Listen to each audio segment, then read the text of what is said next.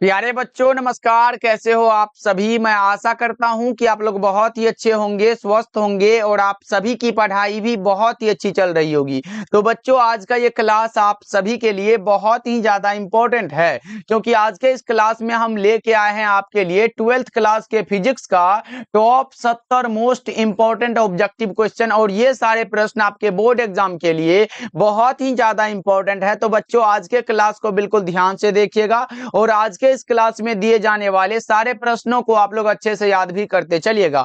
Okay जी, चलिए फिर class को स्टार्ट करते हैं। आप लोग भी हमारे साथ आंसर को चैट सेक्शन में लगाते चलिएगा, जिससे कि ये सारा प्रश्न आपको क्लास में ही अच्छे से याद हो जाए। देखिए पहला नंबर सवाल आपके सामने है, तो सारे बच्चे आंसर को जरूर लगाते चलिएगा।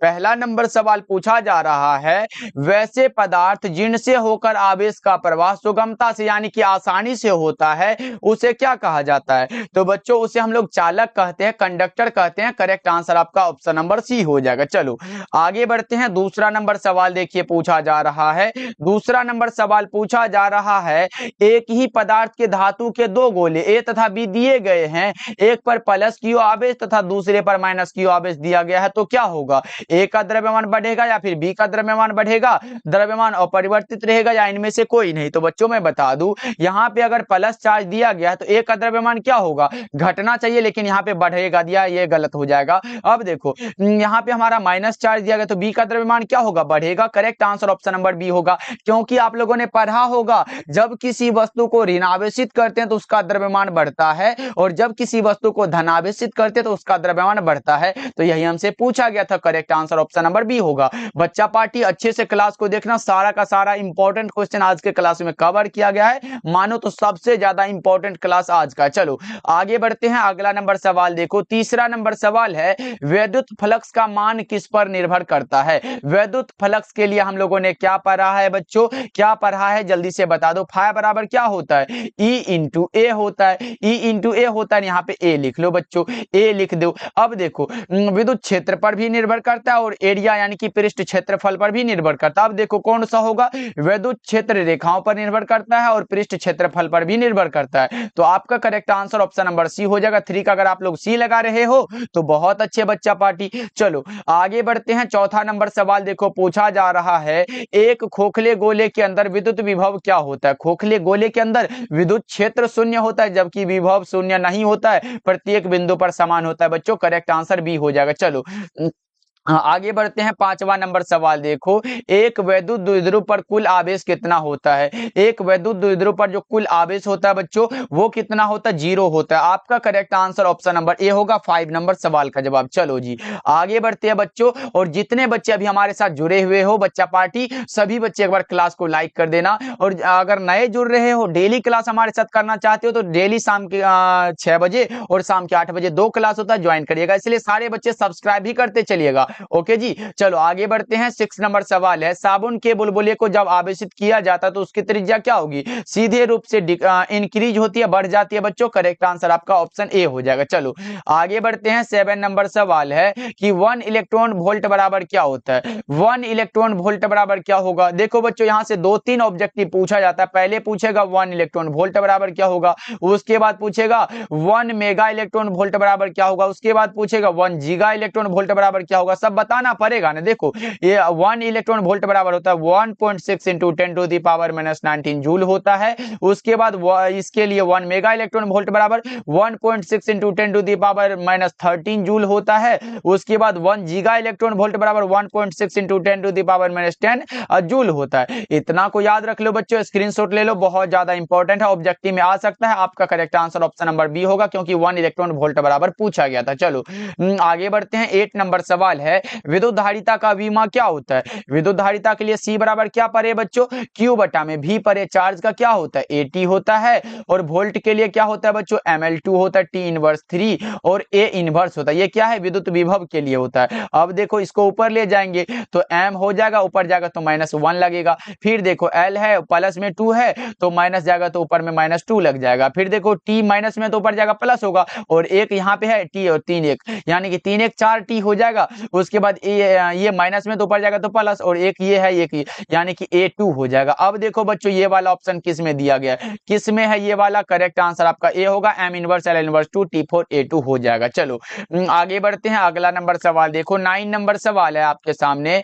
पराविद्युत माध्यम के एकांक आयतन में कुल विद्युत द्विध्रुव आघूर्ण का मान क्या कहलाता है, वो कहलाता है ध्रुवण सदिश। बच्चों correct answer option number A होगा 9 नंबर सवाल का जवाब। चलो 10 नंबर सवाल देखिए, मात्र 70 ऑब्जेक्टिव है बच्चा पार्टी, सारे प्रश्नों को याद करते चलो, लास्ट में पूछेंगे सही कितना कर पाए हो। देखिए 10 नंबर सवाल है, धातु का पराविद्युतांक कितना होता है, धातुओं का पराविद्युतांक अनंत होता है बच्चों, ये तो हमने कई बार बता चुका है क्योंकि बहुत ज्यादा इंपॉर्टेंट क्वेश्चन है, एग्जाम में हर एक बार पूछे जाते हैं। चलो 11 नंबर सवाल है कि विद्युत फ्लक्स का असाई मात्रक क्या होता है, ऐसे अगर निकालिए बच्चों तो फाई बराबर क्या होता है, E इंटू ए होता है। अब देखो ना E का मात्रक क्या होता है, E का तो 2 मात्रक होता है सर, तो 2 मात्रक निकलेगा क्या, बिल्कुल निकलेगा। देखो न्यूटन प्रति कूलम हो गया इसका मात्रक, और एरिया का मीटर स्क्वायर हो गया, एक तो मात्रक ये निकल गया। अब दूसरा ई का मात्रक क्या होता है, वोल्ट प्रति मीटर गुना में एरिया का मीटर स्क्वायर हो जाएगा, 1 मीटर से 1 मीटर गया तो बचा कौन सा, वोल्ट इंटू मीटर। यानी कि बच्चों अगर ये दोनों में से कोई मात्रक हो, ये विद्युत फ्लक्स का ही मात्रक है, करेक्ट आंसर आपका ऑप्शन नंबर बी होगा, क्योंकि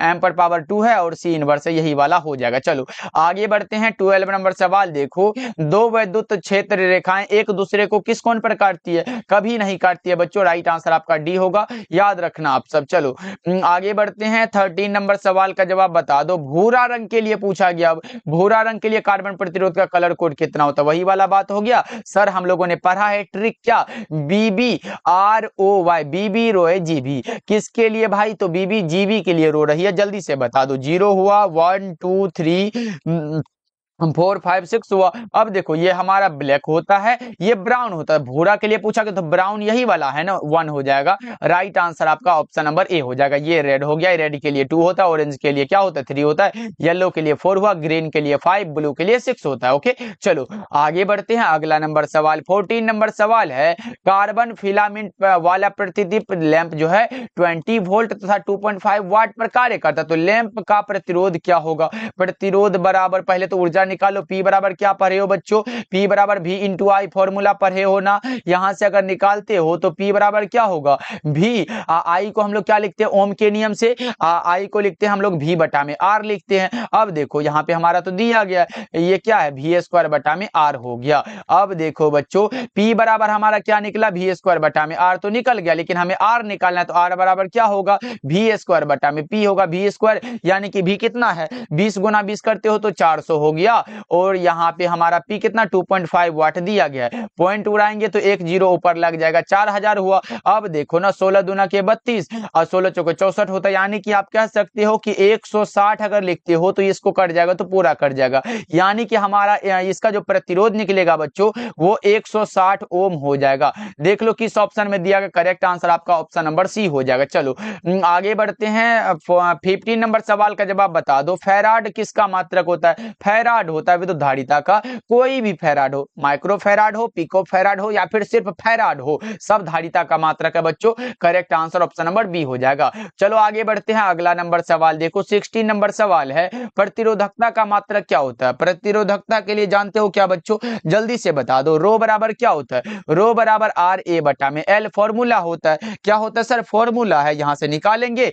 तो आर का प्रतिरोध क्या होता है, आर के लिए हमारा ओम होता है। उसके बाद देखो एरिया का क्या होगा, एरिया का पता है तो जल्दी से बता दो, मीटर स्क्वायर होता है सर, मीटर स्क्वायर लिख दो। उसके बाद बटा में एल, लंबाई का क्या होगा, लंबाई का तो मीटर हो जाएगा सर, 1 मीटर से 1 मीटर गया तो बचा कौन सा बच्चों, ओम इंटू मीटर बच गया। देख लो ये वाला किस में दिया गया, ohm into meter, correct answer किस में, ऑप्शन ए बिल्कुल करेक्ट हो जाएगा बच्चों, 16 का ए वाला ऑप्शन बिल्कुल करेक्ट हो जाएगा। चलो आगे बढ़ते हैं, अगला नंबर सवाल देखो, 17 नंबर सवाल है, किसी विभवमापी की सुग्राहिता को बढ़ाने के लिए इसकी धारा को घटाना चाहिए बच्चों, करेक्ट आंसर ऑप्शन सी होगा 17 का। चलो 18 नंबर सवाल का जवाब जल्दी से बता दो, धारा घनत्व क्या होता है, धारा घनत्व एक राशि है जिसका नाम होता है सदिश राशि, धारा घनत्व एक सदिश राशि है बच्चों, 18 का ए ऑप्शन सही होगा। धारा घनत्व जे बराबर क्या होता है बच्चों, जल्दी से बता दो ना, कई बार बता चुके, आई बटा में ए होता है, धारा का आई क्या है तो धारा है, और एरिया का मीटर स्क्वायर हो जाएगा, ऊपर जाएगा तो -2 लग जाएगा, यानी कि एम्पियर मीटर इनवर्स 2 अगर ये वाला लग गया तो बच्चों समझो ये धारा घनत्व का मात्रक है। चलो चलो आगे बढ़ते हैं। 19 नंबर सवाल है, जितना अलग से समझाते जा रहे हैं बच्चों उसको एकदम याद करते चलना। जब किसी चालक से विद्युत धारा प्रवाहित की जाती है तो चालक के चारों ओर क्या उत्पन्न होता है? अरे भाई जल्दी से बता दो क्या उत्पन्न होगा। ऑस्ट्रेड साहब का प्रयोग नहीं पढ़े हो क्या? चुंबकीय क्षेत्र उत्पन्न हो जाता है। राइट आंसर बी हो जाएगा। 20 नंबर सवाल है कि एक टेस्ला बराबर क्या होता है? बहुत ज्यादा इंपॉर्टेंट है बच्चों, जल्दी से लगा दो। एक टेस्ला बराबर 10⁴ गोस होता है। चलो आगे बढ़ते हैं। 21 नंबर सवाल है कि चुंबकीय क्षेत्र द्वारा गतिशील आवेश पर संपादित कार्य क्या होता है? चुंबकीय क्षेत्र द्वारा जल्दी से बता दो। 21 का शून्य होता है। करेक्ट आंसर आपका ऑप्शन ए हो जाएगा। चलो आगे बढ़ते हैं। 22 नंबर सवाल का जवाब बता दो। एमीटर को विद्युत परिपथ में किस क्रम में जोड़ा जाता है? देखो बच्चों, एमीटर हो तो श्रेणी क्रम में, वोल्ट मीटर हो तो समांतर क्रम में। अब देख लो कौन सा है। करेक्ट आंसर ए हो जाएगा। चलो बच्चा पार्टी क्लास को लाइक जरूर करते चलना बच्चा पार्टी, क्योंकि अगर आप लोग क्लास को लाइक कर लेते हो तो पढ़ाने में बहुत मजा आता है। देखो एक गैल्वेनोमीटर को वोल्ट मीटर में परिवर्तित किया जा सकता है किसमें जोड़कर? जल्दी से बता दो क्या होगा इसका करेक्ट आंसर। वो जोड़कर श्रेणी क्रम में उच्च प्रतिरोध को। करेक्ट आंसर बी हो जाएगा। चलो बच्चों आगे बढ़ते हैं। 24 नंबर सवाल है, गैल्वेनोमीटर एक विद्युतीय यंत्र है जिसकी मदद से किसकी माप की जाती है? गैल्वेनोमीटर के द्वारा किसको मापा जाता है? ये पूछा गया आप लोगों से। धारा को मापते हैं sir. Correct answer option number A होगा। चलो आगे बढ़ते हैं। अगला नंबर सवाल पूछा जा रहा है 25 नंबर सवाल, देखो जल्दी से बता दो। विद्युत चुंबकीय प्रेरण की घटना में प्रेरित विद्युत वाहक बल तथा प्रेरित धारा की दिशा किस नियम से ज्ञात की जाती है? ये बताना है आपको। यह होता है लेंज साहब का नियम। राइट आंसर बी हो जाएगा बच्चों। चलो आगे बढ़ते हैं। ये रहा आपके सामने, जब किसी चुंबकीय क्षेत्र में धातु का गोला गतिमान कराया जाता है तब यह गर्म हो जाता है क्योंकि उसमें भंवर धारा उत्पन्न होती है बच्चों। क्या होती है? भंवर धारा उत्पन्न होती है। करेक्ट आंसर आपका ऑप्शन नंबर सी हो जाएगा। चलो ये रहा आपके सामने, डायनेमो के कार्य का सिद्धांत किस पर आधारित होता है? यह होता है इलेक्ट्रोमैग्नेटिक इंडक्शन पर। किस पर बच्चों? विद्युत चुंबकीय प्रेरण पर। करेक्ट आंसर आपका ऑप्शन बी हो जाएगा। चलो आगे बढ़ते हैं। 28 नंबर सवाल है, चुंबक फ्लक्स एक अदिश राशि है तथा इसका एसआई मात्रक क्या होगा? पहले तो यहाँ पे हमारा क्लियर हो गया कि चुंबकीय फ्लक्स हमारा क्या होता है? एक अदिश राशि होता है। तो अब इसका एसआई मात्रक भी बता दो बच्चों। क्या होगा? फाई बराबर पढ़े हो ना, फाई बी बराबर क्या होता है? जल्दी से बता दो बच्चा पार्टी, जल्दी से बता दो। बी इंटू ए होता है सर। बी इंटू ए होता है। ये बी का क्या होता है? वेबर बटा में मीटर स्क्वायर हो गया। उसके बाद क्या होगा? यहाँ पे अगर करते हो तो एरिया का मीटर स्क्वायर हो जाएगा। मीटर स्क्वायर से मीटर स्क्वायर बचा तो गया कौन सा भाई? वेबर गया। कौन सा होगा? ऑप्शन ए बिल्कुल करेक्ट हो जाएगा। चलो आगे बढ़ते हैं। 29 नंबर सवाल का जवाब जल्दी से बता दो। 29 नंबर सवाल है, ट्रांसफॉर्मर कितने प्रकार के होते हैं? भाई दो प्रकार के, ऊंचाई ट्रांसफॉर्मर और अपचाई ट्रांसफॉर्मर। कहां दिया गया है? करेक्ट आंसर ए हो जाएगा। चलो 30 नंबर सवाल को देखते हैं, पूछा जा रहा है। 30 नंबर सवाल है, ध्रुव प्रवलय का मात्रक क्या होता है?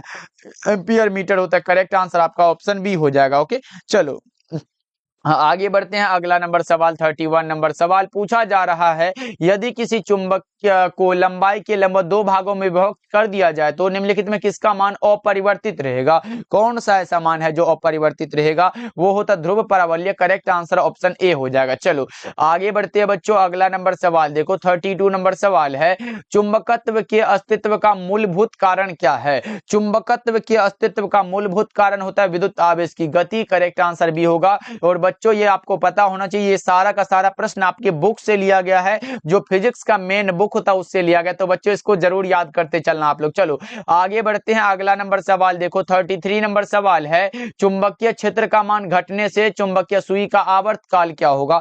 आवर्त काल सीधे रूप से क्या होता है ये बताओ। ये हमारा बढ़ता है। करेक्ट आंसर बी हो जाएगा। ओके बच्चों, क्योंकि आप लोगों ने पढ़ा होगा टी बराबर क्या होता है? 2 पाई एम बटा में। बी होता है 2 पाई एम बटा में क्या होता है? बी फॉर्मूला होता है बच्चों। ये भी आप लोग याद रख लो, इंपॉर्टेंट है, एग्जाम में आएगा तो लगाओगे। चलो आगे बढ़ते हैं। अगला नंबर सवाल देखो 34 नंबर सवाल है, चांदी क्या होता है बच्चों? अब बता दो चांदी क्या होता है? चांदी तो प्रति चुंबकीय है सर। करेक्ट आंसर ए हो जाएगा। ओके चलो आगे बढ़े बच्चों। अगला नंबर सवाल देखो 35 नंबर सवाल है, प्रति चुंबकीय पदार्थ की चुंबकीय प्रवृत्ति क्या होती है? प्रति चुंबकीय पदार्थ की चुंबकीय प्रवृत्ति ऋणात्मक होती है। करेक्ट आंसर सी हो जाएगा।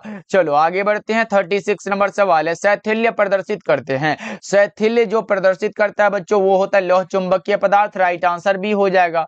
चलो 37 नंबर सवाल है, किसी स्थान पर आभासी नमन कोण सदा क्या होता है? किसी भी स्थान पर आभासी नमन कोण सदा जो होता है बच्चों ये यथार्थ नमन कोण से अधिक होता है। राइट आंसर आपका ऑप्शन नंबर ए हो जाएगा। चलो आगे बढ़ते हैं बच्चों। 38 नंबर सवाल पूछा जा रहा है, गामा किरणों का आवृत्ति परास कितना होता है? ये तो बहुत ज्यादा इंपॉर्टेंट है बच्चों, जल्दी से बता दो। गामा किरणों का आवृत्ति परास होता है 3 गुना 10 पावर 22 हर्ज से लेकर 3 गुना 10 पावर 18 हर्ज तक। करेक्ट आंसर आपका ऑप्शन ए हो जाएगा। ओके बच्चों, चलो आगे बढ़े बच्चा पार्टी। देखो ऐसे हमारा 3 गुना 10 पावर 19 हर्ज जो है और इससे जो इतना होता है ये होता है हमारा किसके लिए? एक्स किरण के लिए होता है। ये भी आप लोग याद रखोगे बच्चों। ओके, और ये हमारा जो दिया गया है ये पराबैंगनी किरण के लिए है और ये दृश्य प्रकाश के लिए होता है। चलो आगे बढ़ते हैं। 39 नंबर सवाल है, पौधा घरों में किन का उपयोग होता है? पौधा घरों वाला उपयोग वाला जल्दी से बता दो। अवरक्त विकिरण का करेक्ट आंसर बी हो जाएगा। चलो आगे बढ़ते हैं बच्चों। 40 नंबर सवाल है, बेतारी तार संचार का आविष्कार किसने किया था? बेतारी तार संचार का आविष्कार जो किया गया था बच्चों वो मार्कोनी साहब के द्वारा। करेक्ट आंसर आपका ऑप्शन नंबर सी हो जाएगा। ओके, 40 का क्या लगा रहे हो बच्चों? ऑप्शन सी बिल्कुल सही हो जाएगा। चलो 41 नंबर सवाल है, विद्युत चुंबकीय तरंग की उत्पत्ति का मूल कारण क्या है? आवेश की त्वरित गति, ये तो हमने बताया ना बच्चों। करेक्ट आंसर आपका बी हो जाएगा। लेकिन याद रखोगे ये प्रश्न कहीं भी घुमा फिरा के पूछा जा सकता है, इसलिए सारे तरह से एकदम चेत के रहना भाई। देखो ये रहा आपके सामने, किसी द्रव्यात्मक माध्यम में विद्युत चुंबकीय तरंग की चाल निर्भर नहीं करती। किस पर निर्भर नहीं करती है? ये तीव्रता पर निर्भर नहीं करती है बच्चों। करेक्ट आंसर आपका 42 का सी हो जाएगा। चलो 43 नंबर सवाल पूछा जा रहा है, विद्युत चुंबकीय तरंगों की प्रकृति कैसी होती है? ये बच्चों आपके एग्जाम में हर एक बार पूछा गया सवाल है और आपका आंसर आना चाहिए कि सर विद्युत चुंबकीय तरंगों की प्रकृति अनुप्रस्थ होती है जबकि ध्वनि तरंग की प्रकृति अनुदैर्ध्य होती है। चलो आगे बढ़ते हैं। अगला नंबर सवाल 44 नंबर सवाल है, कांच का अपवर्तनांक कितना होता है? कांच का अपवर्तनांक कितना होगा बच्चों? 1.5 होता है, जबकि कांच का जो होता है क्रांति कोण होता है वो कितना होता है? 41 डिग्री होता है। चलो आगे बढ़ते हैं बच्चों। अगला नंबर सवाल का जवाब बता दो। अगला नंबर सवाल 45 नंबर सवाल है, ऑप्टिकल फाइबर के केंद्रीय भाग को क्या कहा जाता है? केंद्रीय भाग को क्रोड कहा जाता है। और याद रखोगे क्लेडिंग का अपवर्तनांक क्रोड के अपवर्तनांक से कम होता है। ये आपके एग्जाम में पूछा गया बच्चों, इसीलिए जरूर याद रखोगे। चलो आगे बढ़ते हैं। अगला नंबर सवाल 46 नंबर सवाल है, आपके सामने 6 तथा -2 डायोप्टर क्षमता के दो लेंस संपर्क में रखे गए तो निकाय की फोकस दूरी क्या होगी? एक हमारे देखो एक हमारा P1 और दूसरा P2 है, तो एक को हम P1 मान लेते हैं। P1 बराबर हमारा कितना दिया गया बच्चा पार्टी? जल्दी से बता दो 46 का। ओके फटाफट से बताते चलना। P1 बराबर हमारा दिया गया कितना? 6 डायोप्टर, यहाँ चुपचाप लिख दो। उसके बाद P2 कितना है बच्चों? P2 दिया गया है -2 डायोप्टर दिया गया, यहाँ पे लिख दो। अब आप लोगों ने क्या फॉर्मूला पढ़ा है कि सर P बराबर फॉर्मूला होता है P1 plus P2, P1 plus P2। अब यहाँ से निकाल लो बच्चों, P1 कितना दिया गया? 6 डायोप्टर और प्लस में हमारा क्या होगा? -2 डायोप्टर, -2 डायोप्टर। अब देखो यहां से अगर करते हो तो 6 माइनस का क्या होगा? 2 हो जाएगा, बराबर में 4 डायोप्टर हो गया। लेकिन सर ये तो हमारा पावर निकला है ना कि ये फोकस दूरी। तो बच्चों घबरा काहे रहे हो भाई, हम लोगों ने एक फॉर्मूला और पढ़ा है। P बराबर क्या होता है फॉर्मूला? P बराबर 1 बाई फोकस दूरी होता है। हमें फोकस दूरी निकालना है तो F बराबर क्या लिखेंगे? F बराबर 1 बाई P होगा, 1 बाई P। और P हमारा 1/4 दिया गया, तो 1/4 यानी कि 1 में 4 से 0.25, वो भी मीटर में होगा क्योंकि ये वाला फॉर्मूला है। Correct answer option number A हो जाएगा बच्चों। चलो आगे बढ़ते हैं। अगला नंबर सवाल देखो 47 नंबर सवाल है, अभिसारी लेंस को पानी में डुबाने पर इसकी क्षमता क्या होती है? अभिसारी लेंस को पानी में डुबाया जा रहा है, इसकी क्षमता घट जाएगी। करेक्ट आंसर बी हो जाएगा। चलो आगे बढ़ते हैं बच्चों। किसी वस्तु का द्वारा नेत्र पर अंतरित कोण को क्या कहते हैं? किसी वस्तु के द्वारा नेत्र पर अंतरित कोण को जो कहते हैं बच्चों उसे हम लोग क्या कहते हैं ये बता दो। दर्शन कोण कहते हैं। करेक्ट आंसर आपका ए हो जाएगा। चलो आगे बढ़ते हैं। 49 नंबर सवाल है, बेलनाकार लेंस का व्यवहार किया जाता है किसमें? बेलनाकार लेंस का यूज किसमें होता है ये बताओ जल्दी से बच्चा पार्टी। क्या होगा 49 नंबर सवाल का जवाब? वो होता अबिंदुकता को दूर करने में। Correct answer option number D होगा। होगा? दीर्घ दृष्टि दोष उत्तल लेंस, निकट दृष्टि दोष अवतल लेंस और जरा दृष्टि दोष कौन सा होगा? बाइफोकल लेंस हो जाएगा। ओके, चलो आगे बढ़ते हैं। अगला नंबर सवाल 50 नंबर सवाल है, ये रहा आपके सामने। जल्दी से बता दो बच्चा पार्टी, जल्दी जल्दी से बता दो 50 का करेक्ट आंसर। ओके, देखो हमारा है कि 2.5 सेंटीमीटर फोकस दूरी के सरल सूक्ष्मदर्शी की आवर्धन क्षमता क्या होगी? तो देख लो, पहले हम लिख सकते हैं फोकस दूरी कितना दिया गया सर?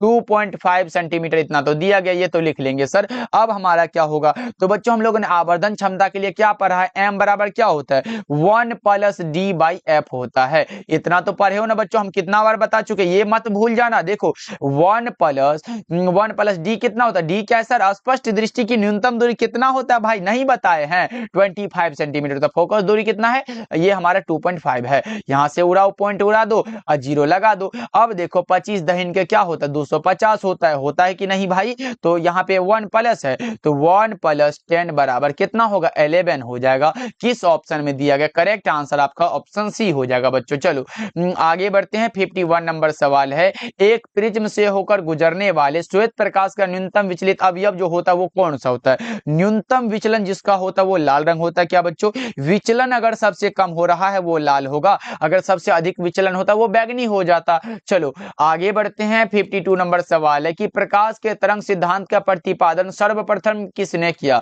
प्रकाश का तरंग सिद्धांत है बच्चों, जल्दी से बता दो। ये हाइगेंस साहब थे बच्चों। करेक्ट आंसर आपका ऑप्शन नंबर ए हो जाएगा। चलो आगे बढ़ते हैं। 53 नंबर सवाल का जवाब बता दो। प्रकाश के तरंग गति सिद्धांत द्वारा किसकी व्याख्या नहीं होती है? प्रकाश विद्युत उत्सर्जन की व्याख्या नहीं होती है। करेक्ट आंसर सी हो जाएगा। चलो आगे बढ़ते हैं। 54 नंबर सवाल है, रचनात्मक व्यतिकरण के लिए कौन सा सही है? रचनात्मक व्यतिकरण के लिए जो सही होता है वो आपको बताना है। 54 नंबर सवाल का जवाब जल्दी से।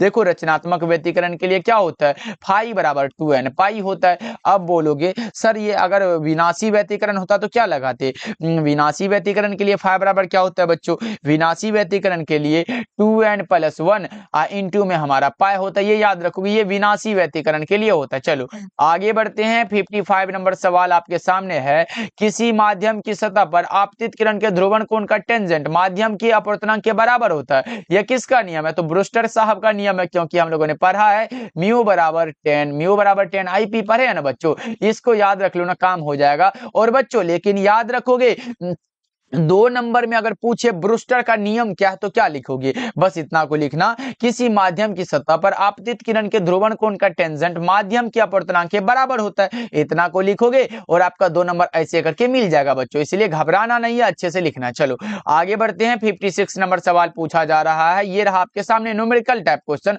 अब बोलोगे सर एकदम न्यूमेरिकल वाला क्वेश्चन आ जाता है एकदम घबराइए जाते हैं, लेकिन नहीं भाई, हम है तो फिर गम किस बात की। देखो जब किसी पदार्थ पर प्रकाश जो 60 डिग्री पर आपतित होता है तब परिवर्तित प्रकाश की पूरी तरह ध्रुवित हो जाता है, तो पदार्थ का अपवर्तनांक कितना होगा? यानी कि ये देख रहे हो ना, ब्रूस्टर का नियम वाला फॉर्मूला एकदम लागू हो रहा है। कौन सा नियम था सर? म्यू बराबर 10 आईपी है ना भाई। देखो आईपी हमारा कितना दिया गया? 60 डिग्री एकदम दिया गया है। तो बच्चों एक बार बना के जल्दी से पहले चैट सेक्शन में लगा दो 56 नंबर सवाल का जवाब फटाफट से। तो आप लोगों ने क्या लगाया सर? म्यू बराबर लिख सकते हैं, म्यू बराबर लिख सकते हैं 10, म्यू बराबर 10 लिख सकते हैं। उसके बाद आईपी कितना दिया गया भाई? कौन 60 डिग्री का है, 60 डिग्री लिख देंगे। अब देखो tan 60 का मान कितना होता है पता है क्या बच्चों? tan 60 का मान √3 होता है। क्या होता है बच्चों? यानी कि म्यू बराबर क्या होता है? ये हमारा √3 होगा। अब √3 का मान भी सर पता होना चाहिए तब ना, तो वो होता है 1.732 होता है। अब देख लो 1.73 हमारा दिया गया। Correct answer option number B हो जाएगा। चलो आगे बढ़ते हैं। अगला नंबर सवाल 57 नंबर सवाल है, सोडियम का कार्यफलन कितना होता है? सोडियम का कार्यफलन जो होता है बच्चों वो होता है 2.75। करेक्ट आंसर ऑप्शन सी हो जाएगा। चलो आगे बढ़ते हैं। 58 नंबर सवाल है, कैथोड किरण क्या होता है? कैथोड रेज जो होता है बच्चों वो ऋणाविष्ट कण होता है। करेक्ट आंसर डी हो जाएगा। चलो आगे बढ़ते हैं। 58 नंबर सवाल है, प्रकाश से संबंधित सभी घटनाओं की व्याख्या के लिए आवश्यक होता है। प्रकाश से संबंधित सभी घटनाओं की व्याख्या के लिए जिसका आवश्यक होता होता है वो तरंग सिद्धांत भी होता है जो कि हाइगेंस के द्वारा दिया गया है, और क्वांटम सिद्धांत जो कि प्लांक साहब के द्वारा दिया गया, ये दोनों का यूज होता है। करेक्ट आंसर आपका ऑप्शन नंबर सी हो जाएगा बच्चों। ओके, याद रखिएगा आप लोग। चलो आगे बढ़ते हैं। 60 नंबर सवाल देखो, हाइड्रोजन स्पेक्ट्रम की कौन सी श्रेणी पराबैंगनी भाग में पड़ती है? पराबैंगनी भाग में पड़ती है, इसका मतलब है कि वो कौन सा होगा बच्चों? लाइमन सीरीज हो जाएगा। चलो आगे बढ़ते हैं। 61 नंबर सवाल है कि परमाणु की कक्षा में इलेक्ट्रॉन निम्नलिखित में किस बल के कारण होते हैं? कूलम्ब बल के कारण। सही जवाब ऑप्शन सी हो जाएगा बच्चों। चलो आगे बढ़ते हैं। 62 नंबर सवाल का जवाब बता दो, परमाणु की त्रिज्या कितनी होती है? ये तो सर बड़ा ही आसान सा सवाल पूछा गया है। परमाणु की त्रिज्या कितनी होती है? तो 10⁻⁻10 होती है। लेकिन बच्चों एक चीज और भी याद रख सकते हो कि नाभिक की त्रिज्या की कोटि कितनी होती है? 10⁻⁻15 मीटर होती है। ये भी आप लोग याद रखोगे। चलो आगे बढ़ते हैं। 63 नंबर सवाल है, इलेक्ट्रॉन का द्रव्यमान कितना होता है? इलेक्ट्रॉन का द्रव्यमान बताओ बच्चों क्या होगा? इलेक्ट्रॉन का द्रव्यमान होता है 9.1 × 10⁻31 kg होता है। अगर बताए बच्चों इलेक्ट्रॉन का चार्ज कितना होता है, चार्ज अगर पूछे तो 1.6 × 10⁻⁻19 कूलम होता है। ये तो सबको पता होगा, तो याद रखोगे बच्चों। अगर इलेक्ट्रॉन का विशिष्ट आवेश पूछे तो 1 क्या होता है? 1.76 × 10⁻, क्या होता है बच्चों? 11 कूलम पर केजी होता है। कूलम बटा में केजी होता है, ये भी आप लोग याद रखोगे। ये विशिष्ट आवेश है, ये सिर्फ आवेश है, और ये द्रव्यमान है बच्चों। ओके, चलो आगे बढ़ते हैं। अगला नंबर सवाल देखो, 64 नंबर सवाल है कि नाभिकीय बलों का गुण कौन सा होता है? लघु परासी होते हैं क्या बच्चों? बिल्कुल होते हैं। क्या होते हैं? बिल्कुल हो जाते हैं बच्चों। आवेश अनाश्रित होते हैं, आकर्षक बल होते हैं। करेक्ट आंसर डी हो जाएगा। देख रहे हो कितना आसान सवाल है बच्चों। ये इसलिए दिया गया है कि 2 नंबर में पूछेगी कि नाभिकीय बलों के गुण को लिखिए, तो इतना को लिख दोगे ना भाई, 2 नंबर कोई नहीं काटेगा। इसलिए एकदम भाई अभी से पढ़ना स्टार्ट कर दो, एकदम दिमाग जी जान लगा दो भाई। कुछ पाना है तो कुछ थोड़ा मोटा खोना पड़ेगा भाई। चलो आगे बढ़ते हैं। 65 नंबर सवाल है। आप बोलोगे सर हमें खोना क्या है? तो उस नींद को खो दो भाई जो अभी एकदम पूरे रात लेते हो। एकदम कम से कम 2 से 3 घंटे सो जाओ, उसके बाद जितना हो सके उतना मेहनत करो। देखो ये रहा आपके सामने, निम्नलिखित में किसे विभाजित नहीं किया जाता? फोटोन कण को विभाजित कैसे कर सकते हैं बच्चों? क्योंकि इसका विराम द्रव्यमान ही 0 होता है। चलो आगे बढ़ते हैं। अगला नंबर सवाल है 66 नंबर सवाल है, परमाणु के नाभिक में अवश्य रहेगा प्रोटॉन साहब? अवश्य रहता है। परमाणु के नाभिक में प्रोटॉन भैया जो रहते हैं भाई, वो अवश्य रहते हैं। करेक्ट आंसर ए हो जाएगा। चलो 67 नंबर सवाल है कि 33 का द्विआधारी तुल्यांक क्या होगा? 33 का निकालने बोला गया बच्चों, तो निकालना तो पड़ेगा ना भाई, एग्जाम में भी निकालेंगे। 2 से लगाओ। अब देखो 33 का आधा कितना होगा? 32 का पहले कर लो, तो 16 दूना के 32 हुआ, शेष 1 लिख दो। फिर 2 से लगाओ, 2 8 दूना के 16, 0 बचा शेष। फिर 2 से लगाओ, 2 चौके 8 हुआ, शेष 0 बचा। फिर 2 से लगाओ, 2 दूना के 4 हुआ, शेष 0 बचा। फिर कौन सा होगा? 2 एकम 2, और शेष हमारा 0 बचा। देख लो ना ये वाला किस में दिया गया बच्चों? ये वाला किस में दिया गया? आपका correct answer option number A होगा। नीचे से ऊपर लिख दो ना भाई, काम हो जाएगा। चलो आगे बढ़ते हैं। 68 नंबर सवाल आपके सामने है, बता दो एनपीएन ट्रांजिस्टर में उत्सर्जक धारा आईई तथा आधार धारा आईबी तथा संग्राहक धारा आईसी में संबंध कौन सा होगा? जल्दी से बता दो। 68 नंबर सवाल आपके सामने है, आंसर का इंतजार कर रहा है बच्चों, बता दो कौन सा होगा? आईसी बराबर IE minus IB. Correct answer A हो जाएगा। चलो आगे बढ़ते हैं। 69 नंबर सवाल है, यूएचएफ परिसर की आवृत्तियों का प्रसारण प्राय किसके द्वारा होता है बच्चों? ये आकाश तरंगों के द्वारा होता है। करेक्ट आंसर आपका ऑप्शन नंबर डी हो जाएगा। चलो नेक्स्ट नंबर सवाल की ओर बढ़ते हैं, और आज के क्लास का ये लास्ट सवाल है, आकाश तरंग का संचार आधारित होता है किस पर? आकाश तरंग का जो संचार आधारित है बच्चों, आयन मंडल द्वारा परावर्तन पर। किस पर बच्चों? आयन मंडल के द्वारा परावर्तन पर। आपका correct answer option number A हो जाएगा बच्चों। ओके, चलो तो बच्चों आप लोग कमेंट करके बताना कि आज का क्लास कैसा लगा। अगर अच्छा लगा हो तो सारे बच्चे क्लास को लाइक कर लीजिएगा। चैनल पे पहली बार जुड़ रहे हो तो सब्सक्राइब करते चलिएगा बच्चों के। और जितने बच्चे हमारे द्वारा तैयार फिजिक्स, केमिस्ट्री और बायोलॉजी का इंपॉर्टेंट क्वेश्चन का नोट्स नहीं लिए हो, तो भाई मैं बता दूं, अभी से आप मात्र अगर उस पीडीएफ को 30 दिन भी अच्छे से पढ़ लेते हो तो फिजिक्स, केमिस्ट्री और बायोलॉजी का टेंशन एकदम मुझ पर छोड़ दो भाई, उस नोट्स पर छोड़ दो। क्योंकि एक क्वेश्चन में आपको 50 से 60 क्वेश्चन हमारे द्वारा दिया जाएगा, और उसके बाहर एग्जाम में नहीं आने वाला है बच्चा पार्टी। बस ऑब्जेक्टिव का टेंशन आपको यूट्यूब पे खत्म हो जाएगा और सब्जेक्टिव का वो जो पीडीएफ बनाया गया मात्र 199 में मिल रहा है बच्चों। कॉल करिएगा 7070 82 1685 नंबर पे और आपको मिल जाएगा बच्चों। जरूर लीजिएगा, इसको जरूर पढ़िएगा एकदम अच्छे से तैयारी। अगर नहीं भी हुआ तो भाई 30 दिन एकदम पढ़ सकते हो, अच्छे नंबर ला सकते हो, तो इससे जरूर पढ़िएगा बच्चों। और साथ में आपको हिंदी का भी हम फ्री में दे देंगे। ये आप लोग फिजिक्स केमिस्ट्री और बायोलॉजी का ले सकते हो, चाहे आप हिंदी मीडियम के हो या फिर इंग्लिश मीडियम के हो। इंग्लिश मीडियम में फिजिक्स और केमिस्ट्री का तैयार है और हिंदी मीडियम में फिजिक्स केमिस्ट्री और बायोलॉजी तीनों मिलता है मात्र 199 में। जरूर लीजिएगा बच्चों। मिलते हैं फिर अगले क्लास में। आप लोग अपना ध्यान रखिएगा और अच्छा से एक बार कमेंट करिएगा क्लास कैसा लगा आप लोगों को। ओके जी, मिलते हैं फिर अगले क्लास में।